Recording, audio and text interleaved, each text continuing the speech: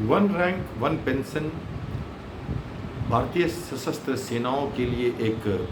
कल्याणकारी योजना के रूप से देखा जाता है। पेंशन,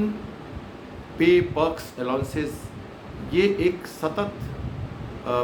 रिफॉर्म्स का प्रोसेस है और सामाजिक सोशियो इकोनॉमिक फैक्टर्स को देखते हुए ये ज़रूरी होता है कि हमारी जो वेटरन्स हैं, हमारे जो रिटायर्ड भूतपूर्व सैनिक हैं,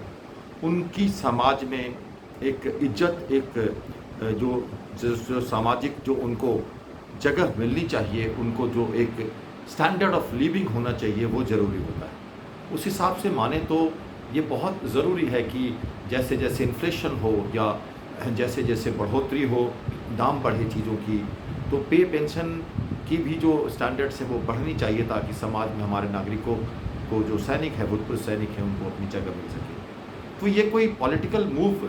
नहीं माना जाना चाहिए और ये कभी भी किसी समय किसी सरकार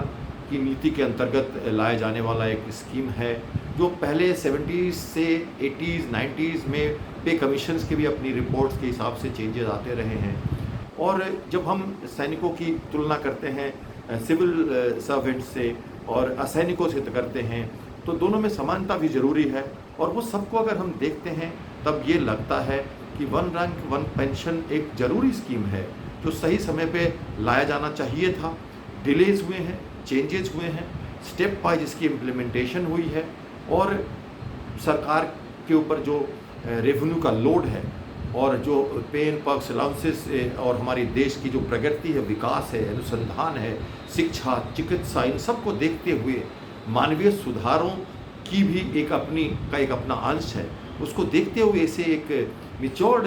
वे में इम्प्लीमेंट किया जा सकता है। और जो सरकार कर रही है इस पे बहुत सारे फीडबैक, बहुत सारे जो हमारे जो ऑर्गेनाइजेशन से भूतपूर्व सैनिकों के, उन्होंने अपने रिपोर्ट दी है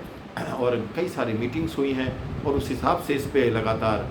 पकड़ जारी है। और सरकार कोई भी हो देश की सेना के हित में ही काम करना चाहेगी और मेरा पूरा विश्वास है कि उसी तरह से रिफॉर्म्स किए जाएंगे ताकि one rank one pension exactly वो समाज के भूतपूर्व सैनिकों को इज्जत के साथ जिंदगी देने का मौका और एक तरीके के रूप में देखा जाए, न कि किसी व्यक्ति विशेष, किसी जाति, दल या किसी संगठन की अपनी